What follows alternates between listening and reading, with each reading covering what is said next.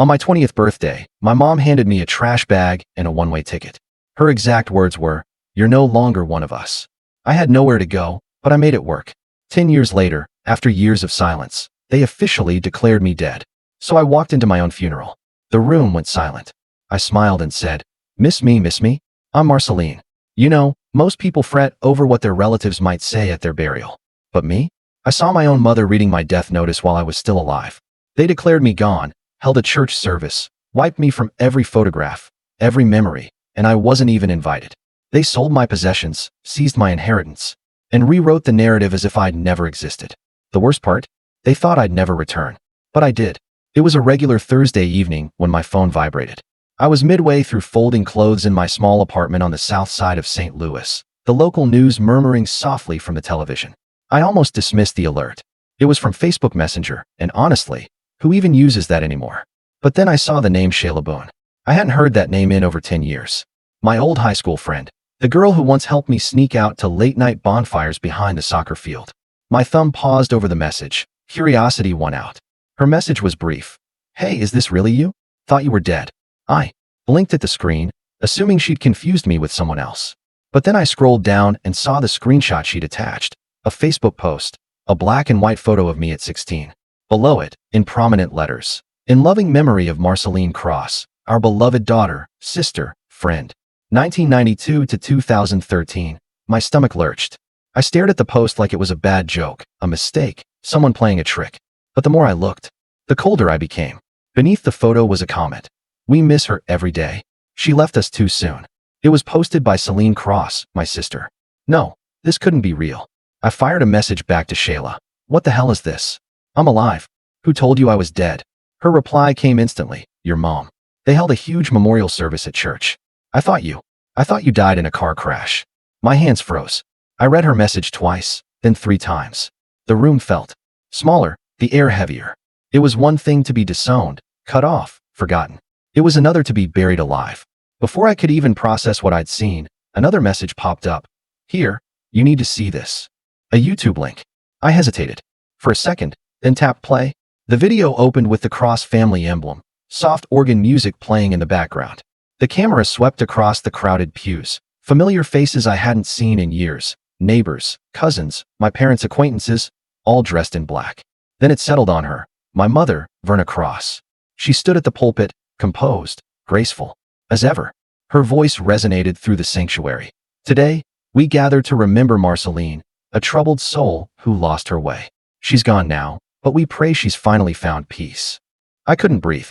They didn't just disown me. They declared me dead publicly, in front of God and everyone. The video panned to the audience. Faces I grew up around, people who used to bring me casseroles at church picnics, who smiled and nodded every Sunday. None of them questioned the lie. None of them looked surprised. I let the video play to the end. My mother's feigned tears, my father's rigid posture in the front row, Celine's blank stare. The slideshow at the end, a montage of childhood photos. Of me, my kindergarten graduation, my awkward teenage smile. The last photo of me at 16. They all sat there and mourned a funeral that wasn't real. When the video ended, the silence in my apartment felt overwhelming. I sat there staring at the dark screen, feeling something rising inside me, like grief mixed with fury. Grief twisted into something sharp. I wasn't supposed to see this. They'd buried me without a body, without a question, without a struggle. For 12 years, I'd worked my way up from nothing, scrubbing toilets in diners, waiting tables on weekends, putting myself through school. I built a life in the shadows because I thought I had no choice. But now I knew. They hadn't just left me behind. They'd erased me. And the worst part? Not one single person had said a word. The next hour was a blur. I sat there replaying the video, reading the comments under that Facebook post. Cousins I hadn't seen in years writing things like, "She was always so troubled. We tried to help. Her poor mother. Such a loss." I felt ill. I grabbed my phone and typed out a message to Shayla. Why didn't anyone ask? Why didn't anyone look for me? Her reply was a punch to the gut. Simple. "They said you didn't want to be found." That's when it hit me. They hadn't just killed me with words. They'd made me invisible. And they thought they could get away with it. I wiped my face, stood up from the couch, and walked to the window. The city lights of St. Louis glowed back at me, unaware, uncaring. But I was no longer the girl they buried 12 years ago. If they wanted me dead, fine. I'd return as their worst nightmare. I stood by the window long after the city lights blurred into one another, long after the funeral video stopped playing in my head. The silence in my apartment pressed on my chest like a weight. I thought maybe if I stayed still enough, I wouldn't feel it, that sickening emptiness, the ache of being wiped away. But stillness doesn't save you. It only gives the ghost room to scream louder. Eventually, I walked back to the couch and grabbed my laptop. The glow of the screen felt too bright in the dark, but I didn't turn on the lamp. I didn't want soft light tonight. I wanted the hard, cold kind that revealed everything. My fingers moved on autopilot. I opened the private folder I'd kept hidden all these years, tucked away photos, old emails, scraps of memories I couldn't quite delete even when I wanted to. There I was, smiling at my college dorm move-in day. Another picture of me and Shayla at a Halloween party covered in glitter, and one I hadn't looked at in years. Me at 19, hair tied up messily, sitting on the porch steps of the house I used to call home. That house, the place where everything ended. I closed my laptop, leaned back, and let myself fall into the memory. It was the night of my 20th birthday, spring of 2012. I had come home late, thinking maybe, just maybe, they'd save me a slice of cake. Maybe I'd get a smile from my father, or one of those half hugs from Celine. Foolish hope. Instead, I walked in to find my mother waiting in the living room, arms crossed, lips tight. She didn't even let me speak. "You've made your choice, Marceline," she said, cold as marble, "and you're no longer one of us." Before I could ask what she meant, she shoved a black trash bag into my arms. Inside, my clothes haphazardly thrown together, and a one-way bus ticket to Kansas City. "That boy isn't your future. We are. But you've chosen rebellion, so go." My father stood in the hallway behind her, hands in his pockets, eyes fixed on the floor. Celine leaned against the staircase, smirking like she was watching a soap opera. I remember the weight in my stomach, heavier than the bag in my hands. "You're really going to throw me out?" I asked, voice cracking. My mother didn't blink. "You made this bed, now lie in it." Outside, the night was cold for April. I sat at the curb for a while, the bus ticket crumpled in my hand, wondering if I should tear it up. But where would I go? No one ever comes looking for the daughter they buried alive. That night stayed with me longer than any scar. But I thought that was the end of it, being discarded, pushed out. Turns out, it wasn't enough for them to exile me. They had to erase me. I leaned forward now, opening my laptop again. On impulse, I searched my own name. Nothing. No old photos, no tagged memories, no birthday wishes from years past. My high school graduation post gone. Photos from our family trip to Yellowstone vanished. It was as if every digital trace of me had been scrubbed clean. I opened Celine's profile out of spite, scrolling through her curated, picture-perfect life, posts about family holidays, her big promotion at the bank, the annual church fundraiser. Every caption dripping with sweetness, grateful for my beautiful family. Wouldn't be who I am without them. As if I'd never existed. Scrolling further, I found something that hit me hard. A post from 2014, a photo of my childhood bedroom, empty and stripped bare, captioned, "Cleaning out the past to make room for the future." I recognized the rug rolled up in the corner, the bookshelf my grandfather built, the one I used to line with borrowed library books. Gone. That's when I remembered a conversation I'd overheard on the night they kicked me out. Celine's voice muffled through the thin walls. She brought this on herself. She's not family anymore. At the time, I thought it was just anger. Now I knew it was something worse, something calculated. They hadn't just thrown me out, they'd erased me. The digital graveyard was complete. No trace of me anywhere. Every memory, every photo, every post deleted. A part of me wanted to slam the laptop shut and pretend I hadn't seen it. But the other part, the part they couldn't kill, kept me scrolling, digging, screenshotting everything I could find. I wasn't going to disappear quietly. As dawn began to creep through the blinds, I closed the laptop and sat in the dark for a while, listening to the city waking up outside my window. Then I whispered to myself, like a promise, "You wanted me. Erased, but I'm still here. And I'm coming back." The sun had already begun to rise by the time I stood up from the couch.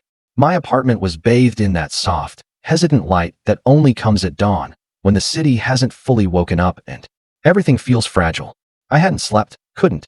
My head buzzed like a radio stuck between stations, thoughts jumping from one to another without landing anywhere solid. The funeral video, the empty digital footprint, Celine's cold words. It all circled endlessly. I moved to the kitchen, made a cup of bitter black coffee, and sat back down at my desk. My laptop stared back at me, waiting. Part of me wanted to shut it, pretend this nightmare had ended with the sunrise. But I knew better. They wanted me erased. I was about to show them how badly they'd failed. Without thinking, I opened an old folder buried deep in my files. Documents I hadn't touched in years. Bills, contracts, loan applications, rejection, letters, a trail of my life back when I was building it from scratch. That's when I saw it. A loan application from 2018, denied. The reason stared back at me like a slap in the face. Applicant listed as deceased. My stomach dropped. This wasn't a mistake. This was paperwork murder. I scrolled back through other letters, emails, old tax documents. 3 times over the years, I'd been flagged as deceased in records. It had made no sense back then. I assumed clerical error, shrugged it off because I was too busy surviving to question it. But now, knowing what I knew, it wasn't a glitch. It was intentional. I grabbed my coat without thinking, leaving the coffee half finished on the table. The early morning chill of St. Louis hit my face as I stepped outside. The streets were still quiet, city buses just starting their routes.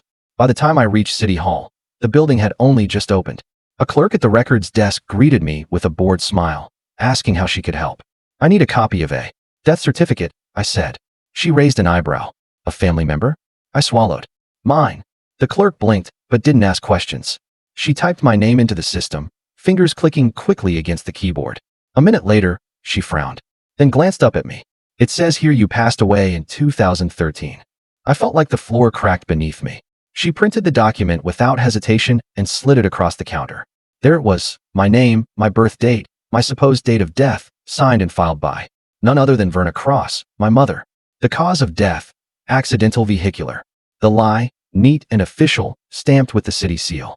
I walked out of City Hall holding a copy of my own death certificate, the paper burning against my fingers. It wasn't until I reached the sidewalk that the second blow struck me, the inheritance. Back when my grandmother passed, she'd left something. For me, a small trust fund. Nothing massive, but enough to start fresh. I tried to claim it when I was 21, but the lawyer had told me there was no mention of me in the records, that everything had gone to Vera and Celine. I hadn't thought much of it back then. I assumed my grandmother changed her will, or maybe my mother made sure I was written out. But now, I marched straight to the law office I hadn't set foot in for over a decade. Same gray walls, same stiff chairs, same receptionist with the same tired smile. The lawyer, Mr. Aldridge, barely remembered me at first, but when I told him my name and asked to revisit my grandmother's case, something shifted behind his eyes. "You know," he said, adjusting his glasses, "I always thought it was odd. You were supposed to be listed, but your mother provided proof of your death when the estate was processed." He pulled up the old files. There it was again, my death certificate, used to legally remove me from the will. They hadn't just declared me dead. They'd stolen everything I was supposed to inherit, all because to them, I was better off erased. I left the law office with copies of the documents tucked under my arm, my mind moving faster than my feet as I walked back to my apartment. By the time I stepped inside, the city was fully awake, the morning sun glaring through my blinds like it wanted to expose everything I'd uncovered. I laid the documents on my dining table, my death certificate, the loan rejection, the inheritance file. Evidence. Proof of what they'd done. They'd kill me on paper. But I was still here and I was done letting them write the story. I pulled out my phone, opened the airline app, and booked a one-way ticket back to St. Louis. It was time to face the family who buried me alive. The plane touched down in St. Louis just before noon, the wheels rattling hard against the runway, as if even the ground was reluctant to welcome me back. As I walked through the airport terminal, I kept my head low, sunglasses hiding the storm brewing behind my eyes. I hadn't set foot in this city in over a decade, but somehow everything felt exactly the same and nothing did. I rented a car at the curbside, the clerk barely glancing at me when I handed over my ID. I drove through the streets I once knew like the back of my hand, the skyline of the city looming in the distance, sharp against the clear blue sky. It wasn't until I turned onto Kingsbury Avenue that my hands started trembling on the wheel. There it was, the old church, the place where they'd held my funeral. The Cross family church hadn't changed. Same red brick exterior, same white steeple. Reaching for the sky. For a moment, I slowed the car, staring at the front steps where I used to sit after Sunday school, waiting for my father to finish small talk with the congregation. Now those steps were stained with a memory I couldn't scrub clean. I didn't stop.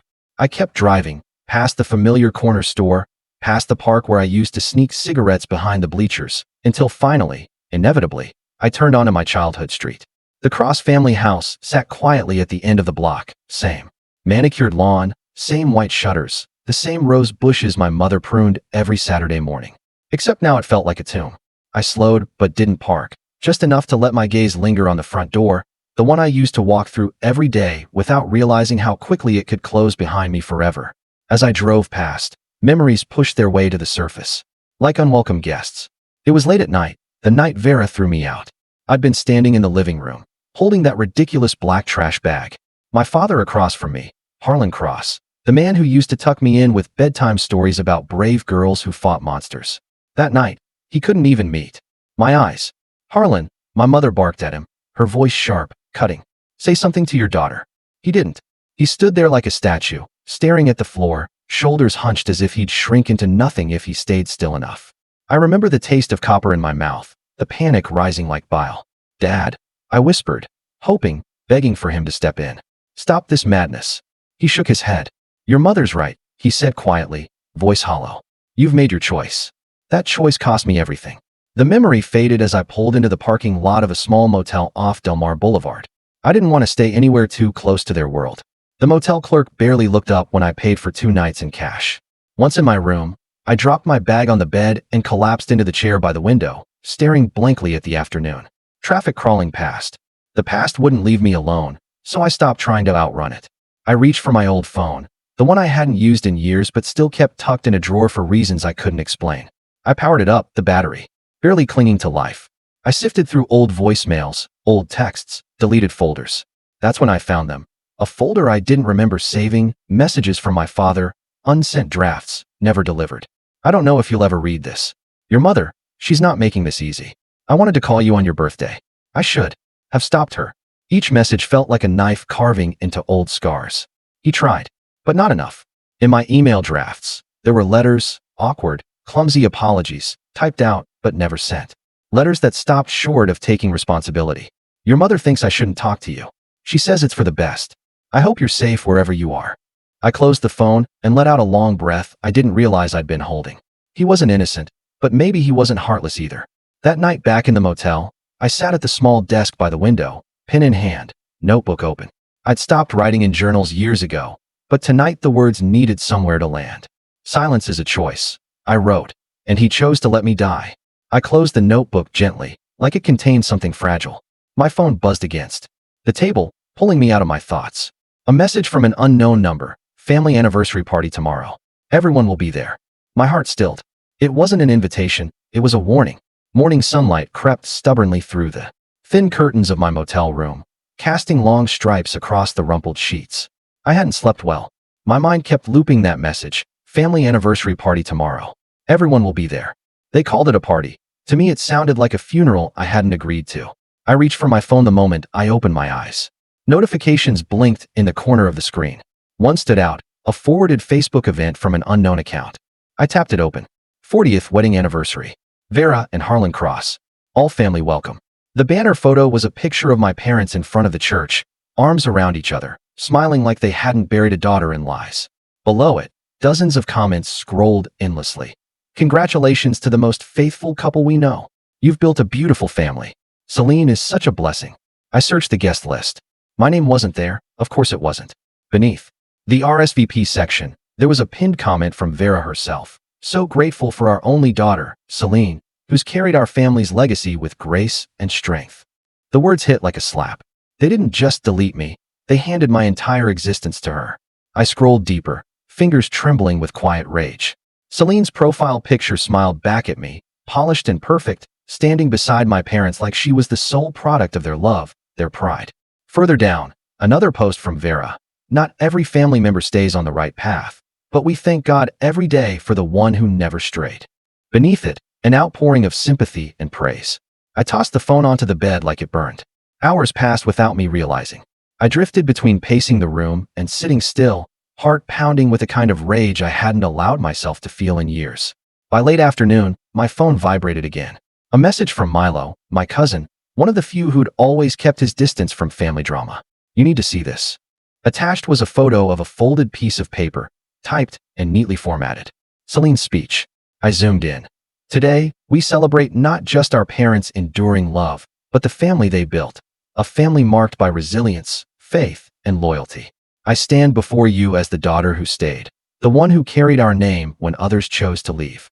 My throat tightened as I read. Every word was a dagger. She wasn't just erasing me behind closed doors anymore. She was standing in front of a crowd, wearing my absence like a badge of honor. I messaged Milo back. How'd you get this? His reply was short. Aunt Deline sent it to me. She thinks you should know.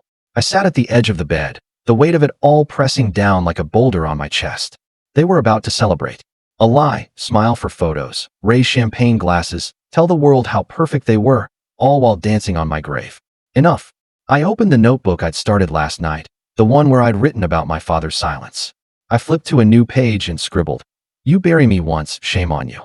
You bury me twice, watch what happens next." Then I grabbed my phone again and messaged Milo. "Tell Aunt Deline something for me." He replied instantly. "What?" "Tell them this. If they keep burying me, I'll bring the whole graveyard with me." The sun dipped lower behind the motel blinds. I stood, moved to the table where I'd laid out my documents. The death certificate, the inheritance paperwork, screenshots of social media posts, copies of the speech Milo had sent me. I organized them neatly in a folder. If they wanted to put on a show tomorrow, I was going to give them an ending no one would forget. As night settled over St. Louis, I sat by the mirror in the motel room, tying my hair back. I looked at my reflection, not the girl they'd called troubled and rebellious, not the ghost they declared dead.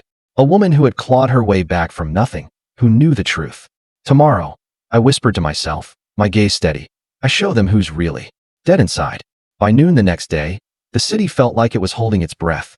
The sun hung high over St. Louis, its spring warmth brushing over the streets, as if nothing monumental was about to happen. I stood by the window of my motel room, folder in hand, dressed in black, not mourning, preparing. I'd spent the morning moving slowly, deliberately, ironing the creases from my dress, securing my documents in order, brushing my hair back, neat and sharp. Every move a declaration. I was alive, and I was done hiding. At precisely 1:30, I drove toward the cross. Family home. The streets grew narrower, more familiar with every turn. And there, at the end of Kingsbury Avenue, stood the house that had once been my entire world. It looked almost staged, balloons tied to the front gate, a banner stretched across the driveway, 40 years of love. Vera and Harlan Cross. Cars lined the curb. People milled about on the front lawn, holding champagne flutes, laughing in their Sunday best. From inside, I could hear music drifting out, light and cheerful. The smell of catered food and fresh-cut roses mixed with the sound of polite conversation. A perfect party. A perfect lie. I parked 2 houses down, stepped out, folder tucked firmly under my arm. As I walked toward the front door, no one noticed me at first. They were too busy smiling, too busy congratulating themselves. I stopped by the gate, watching them. Vera floated from guest to guest like a queen at court. Flawless in her navy blue dress, silver necklace resting perfectly at her collarbone. Harlan lingered in the corner, drink in hand, shoulders hunched like a man trying to disappear. And Celine, radiant in a pale yellow dress, stood front and center, beaming. The family I'd been cut from. The story they rewrote without me. I stood quietly for another moment, breathing in the scene. Then I pushed the gate open and walked in. No one noticed at first. The laughter didn't stop. But as I moved toward the front steps, heads began to turn. And when Vera raised her glass, the room fell into focus. "Thank you all for being here," she began, her voice smooth as honey. 40 years of marriage is no small thing. And today we don't just celebrate love, we celebrate family. She glanced toward Celine, who smiled sweetly, knowingly. Some of us lost people along the way, people who lost their way. She paused, letting the weight of her words settle. We honor them too. And we give thanks for the daughter who never strayed. A ripple of polite nods swept through the crowd. And then, as if rehearsed, Vera unfolded a piece of paper from the pocket of her dress. I recognized it immediately, the same obituary she'd read at my funeral a decade ago. In memory of our beloved daughter Marceline Cross, lost too soon but never forgotten. Her voice cracked at the right places, eyes shimmered with manufactured grief. The performance was flawless. Until I stepped through the front door. The sound of the latch clicking echoed louder than her speech. Aunt Deline dropped her champagne glass. It shattered against the floor. A hush rippled through the crowd like an electric current. Vera froze mid-sentence, the obituary slipping slightly in her hands. Celine's smile faltered, her eyes locking onto mine. I took one step forward, then another, the folder clutched tightly in my hand. "Sorry to interrupt," I said calmly, my voice carrying across the room. I wasn't sure if I needed an invitation to my own funeral. The silence was deafening. All eyes turned to Vera, then back to me. Some faces registered confusion, others horror. Vera's lips parted, but no words came out. I walked forward, slow and steady, until I stood in the center of the room. You declared me dead, I said, voice steady. You held a service. You read my obituary at a church filled with people who clapped and nodded and prayed. I paused, letting the weight of it settle. But here's the problem. I continued, pulling open the folder. You can't bury someone who's still breathing. One by one, I laid the documents on the cake table. First, the death certificate, stamped and signed by Vera's own hand. Then the inheritance file, showing how I'd been erased to funnel money elsewhere. Next, the rejection letters marked deceased applicant. Finally, screenshots of social media posts, the obituary, the lies that had been repeated over and over. You told everyone I was gone, I said, turning to face them all. But I've been living, working, building a life while you were mourning a corpse you invented. The room remained frozen. No one moved. Vera's hand trembled against her glass. Celine stood rigid, mouth tight, gaze darting to the documents as if she could will them to disappear.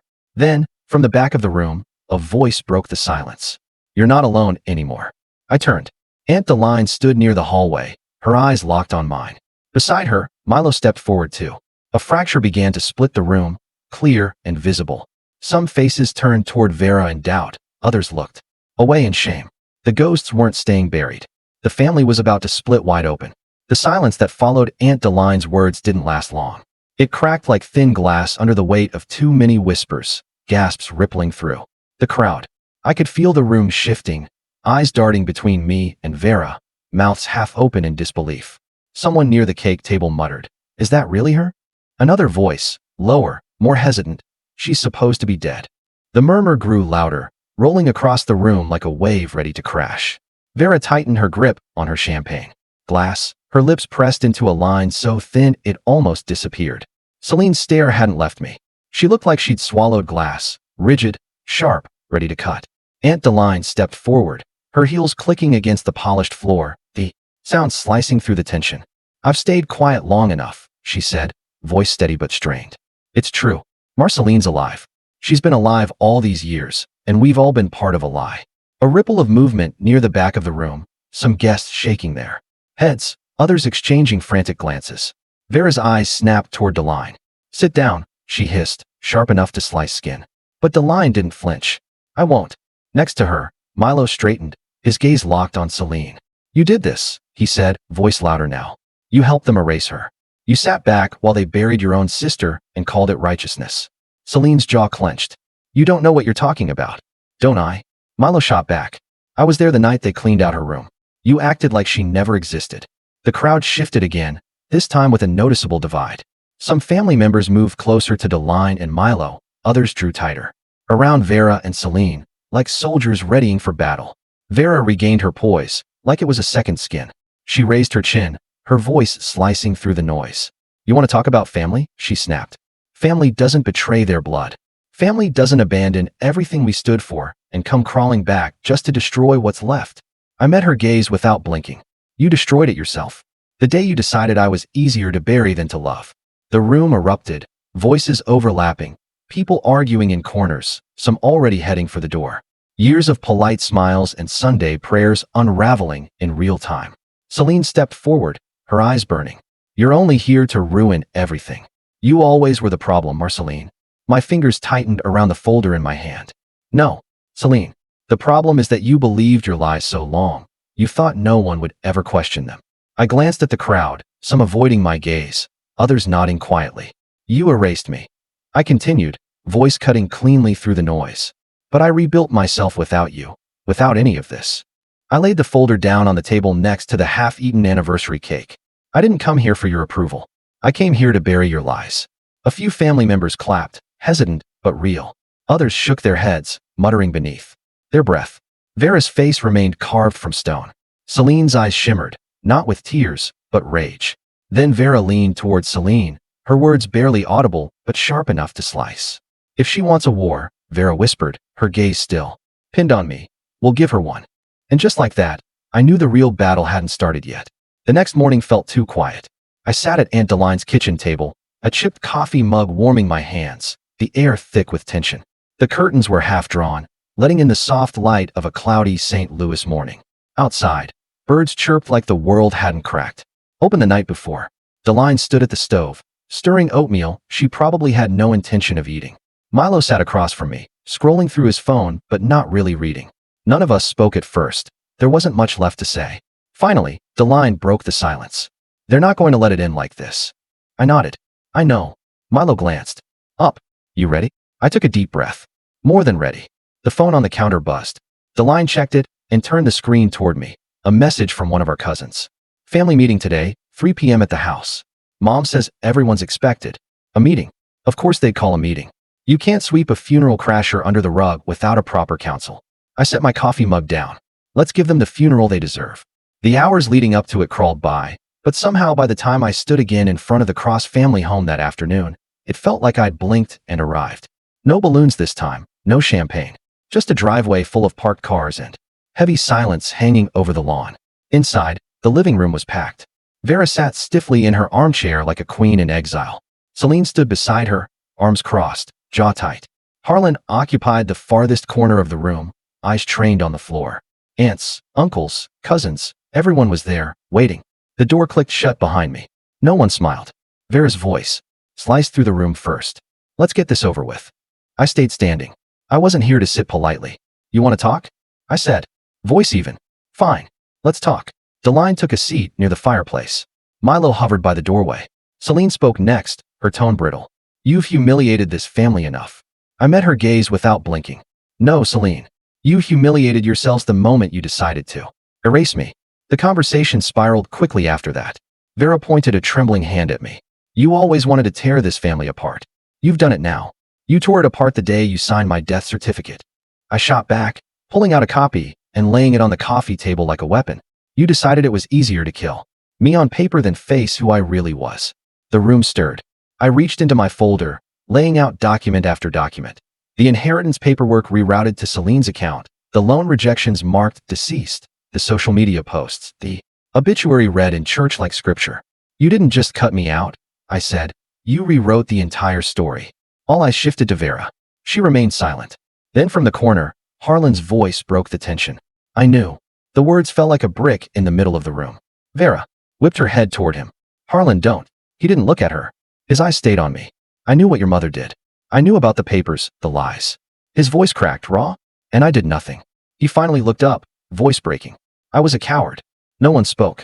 I swallowed the lump rising in my throat, forced my voice steady. You let me die because it was easier. Harlan nodded once, a broken man. I took a step forward, letting my eyes sweep across the room. Enough of this. I didn't come back to be forgiven. I came back to finish this. I reached for the last document in my folder. A formal legal complaint, stamped and signed. I filed charges, I said clearly, voice ringing through the room. Fraud. Falsifying government records. Inheritance theft.